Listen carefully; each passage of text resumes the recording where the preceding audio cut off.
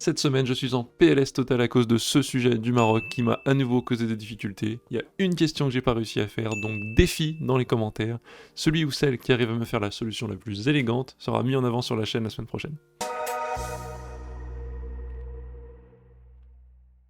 Alors, c'est un exercice sur les complexes. Comme vous voyez, on a tout d'abord J qui est introduit, un nombre assez classique qu'on reconnaît du cercle trigo, qui est à 2π sur 3, et M, un nombre complexe non nul. On a une équation z carré plus mj carré z plus m carré j égale 0. Premier truc à remarquer par rapport au programme français, c'est que vous, en France, enfin, nous en France, quand on fait, ou quand moi je faisais en tout cas, des équations du degré 2, on avait soit des équations avec du x réel, soit avec du z complexe, mais les coefficients dans le programme sont toujours réels. C'est-à-dire qu'on n'a pas de coefficients complexes comme ça. Donc il va falloir essayer de s'adapter, j'essaie de faire au mieux pour que ce soit accessible pour le programme français.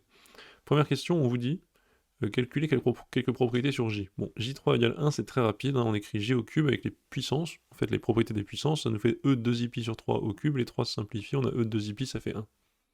La somme de 1 plus J plus J2, je pense que la manière la plus élégante, c'est d'utiliser la forme de la somme des termes d'une suite géométrique. On a 1 plus J plus J2, c'est égal à 1 moins J cube sur 1 moins J. On vient de montrer que 1 moins J cube valait 0. Ça fait 0.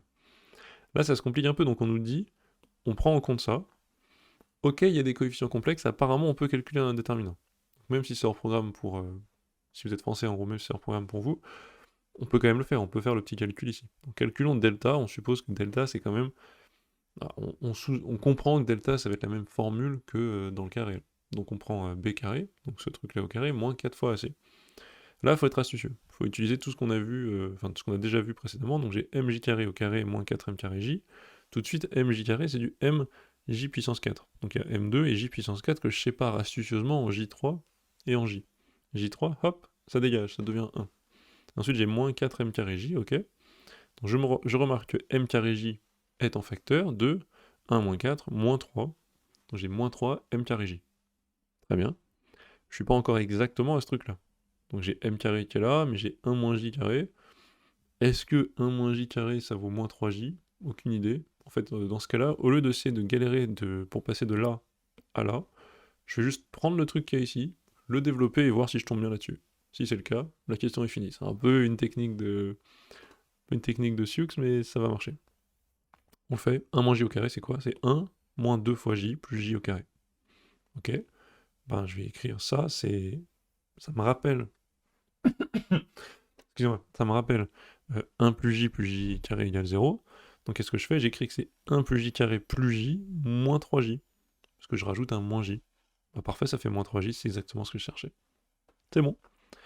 Déterminer z1 et z2, les deux solutions de l'équation.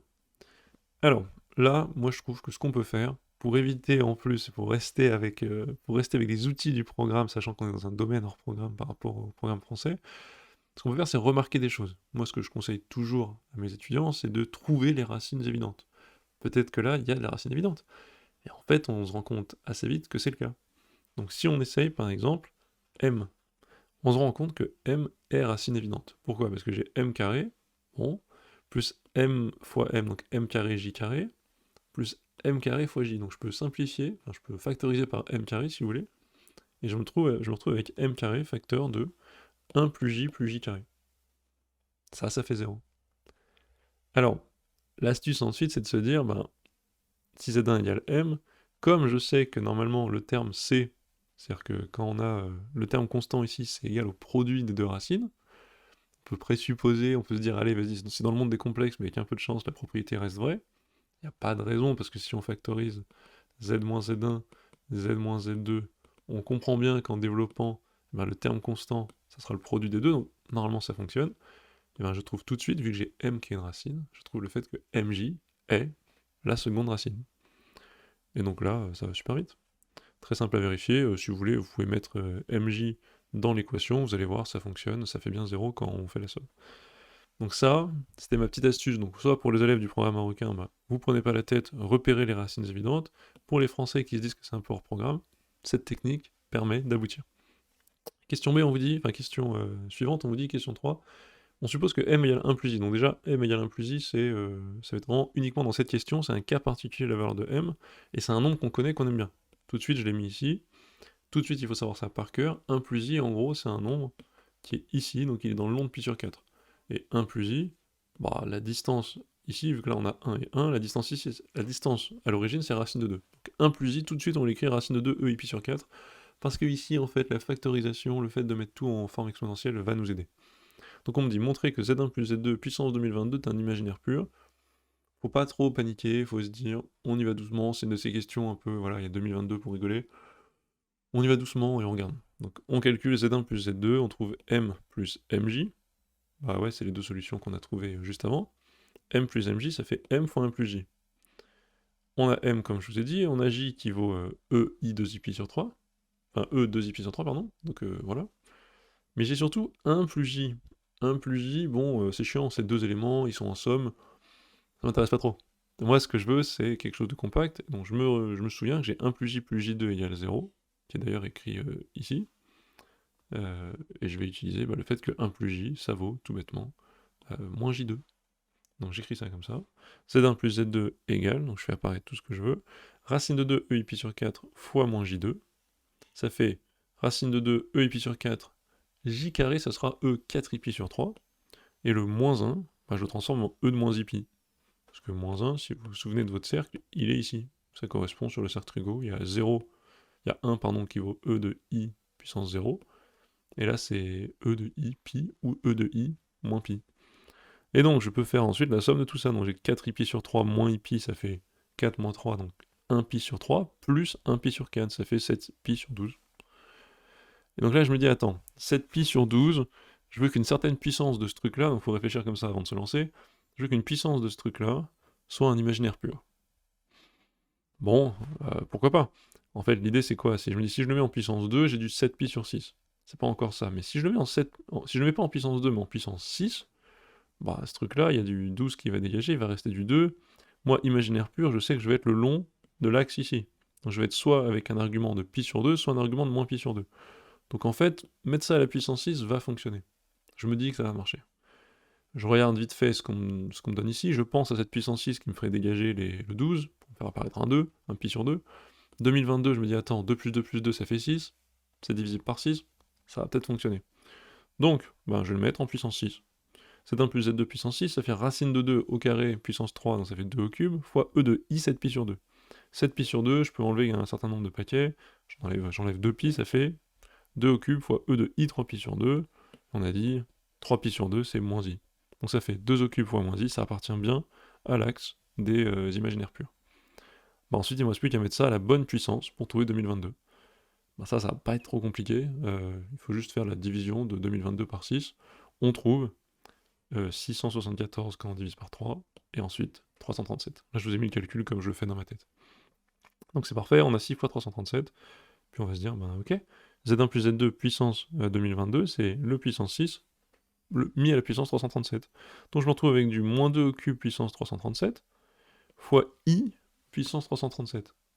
Mais moi ce que je sais, c'est que j'ai un cycle pour les I. J'ai I au carré vaut moins 1, I au cube vaut moins I puissance 4 vaut 1. Donc en fait, je peux écrire I puissance 337, me rendre compte que c'est en gros pas loin d'une puissance 4, vu que j'ai un cycle de 4, je vais regarder en gros d'un multiple de 4, donc je dis que c'est I fois I puissance 336, et ainsi, je peux trouver que ça fait I fois 1. Donc en faisant ça, je me retrouve bien avec, quelque chose, ici on s'en fiche en soi, je ne l'ai pas calculé, fois I, j'ai bien quelque chose sur l'axe des imaginaires purs.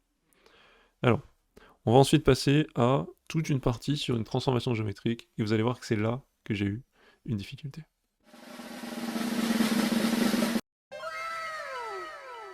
T'es au lycée et tu galères en maths, t'aimerais bien faire pause sur le prof, revenir en arrière et réécouter le truc qu'il a expliqué? Maintenant, c'est possible avec Studio. On a fait plein de vidéos avec des profs jeunes, dynamiques, efficaces, les meilleurs du pays, où tu peux comprendre les notions, prendre ton temps et même te tester avec des QCM, réviser avec des flashcards. Essaye Studio, tu verras, c'est fait pour toi. Alors, on vous dit maintenant, le plan complexe est muni d'un repère, très bien, soit phi la transformation du plan complexe, qui, à tout point, fait correspondre, à tout point m d'affixe z fait correspondre z'. Et on vous dit z' va être égal à 1 plus j fois z.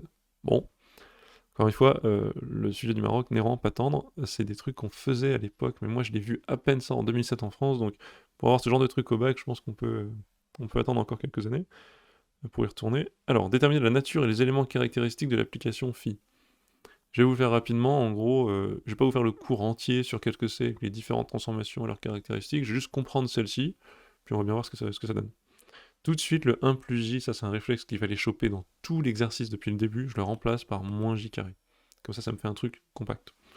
Et donc, j'écris 1 plus j égale moins j carré, égale, moins 1 c'est e de moins ipi, j carré c'est e de i 4 pi sur 3, on a déjà fait ce calcul juste au-dessus, et donc ça fait e pi sur 3.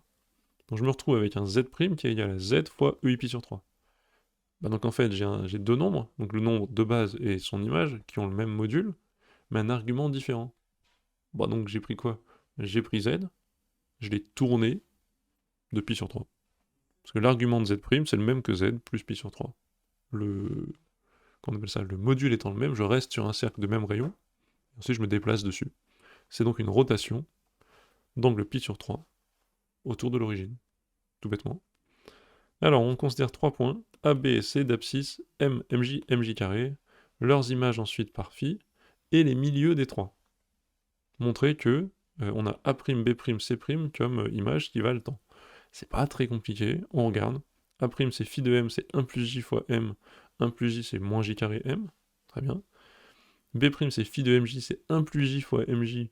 Alors, je me débrouille un peu, ça fait J ici plus J2. J plus J2 ça fait je sais pas quoi, je sais pas pourquoi j'ai un moins J cube honnêtement. J plus J2 ça fait moins 1, donc ça fait juste moins... Ah bah si c'est bien, non c'est bête, non je suis bête, ça fait 1 plus J... Ah oui non, on peut remplacer 1 plus J par moins J2, ça fait moins MJ3 et ça marche. Bon, en gros il y a plusieurs manières d'arriver à Rome, ça fait moins M. C' c'est phi de MJ2, j'ai 1 plus J fois MJ carré, pareil je me débrouille, je trouve moins J puissance 4 fois M. En fait c'est celui d'au-dessus fois J, c'est ça le truc, donc ça fait moins MJ, ça fonctionne. Assez simple. Montrer que P plus QJ plus RJ carré égale 0. Alors ça, c'est un peu relou. P plus QJ plus RJ carré égale 0. Il faut bien le poser. Alors moi, ce que j'ai fait, c'est ça. J'ai écrit P égale 1/2 de tout ça. Donc on peut factoriser à peu près. On factorise par MJ, on factorise au maximum. Q, c'est 1/2 de ça. Et R, c'est 1/2 de ça. Vous faites le calcul. Vous voyez qu'il y a 1/2 de M qui va être en facteur. Ensuite, on essaye de se débrouiller un peu. On se retrouve avec du J. On veut P plus QJ, donc on a du J qui était ici dans le P naturellement, du J ici avec le Q quand on a multiplié, et du J carré ici. Je peux factoriser plein de trucs, je vois qu'il y a du 1 moins J qui est partout. Ici c'est du 1 moins J fois moins 1 plus J, et donc ça marche à peu près, et on obtient 0. Et là la question qu'on attend tous, la question qui m'a mis en PLS, en déduire que le triangle PQR est équilatéral. Ce qui m'a gêné, c'est le en déduire. J'ai pas réussi à faire un truc court, élégant. À chaque fois que je commençais quelque chose, c'était assez moche, assez lourd. Donc défi pour la semaine prochaine. Dites-moi en commentaire la manière la plus élégante que vous avez trouvée pour répondre à cette question, et j'afficherai le nom de ceux qui l'ont mieux fait dans la prochaine vidéo. Et voilà, c'était mon expérience avec les complexes au Maroc. J'espère que ça vous a été utile, et je vous retrouve la semaine prochaine pour une prochaine vidéo. Bye bye.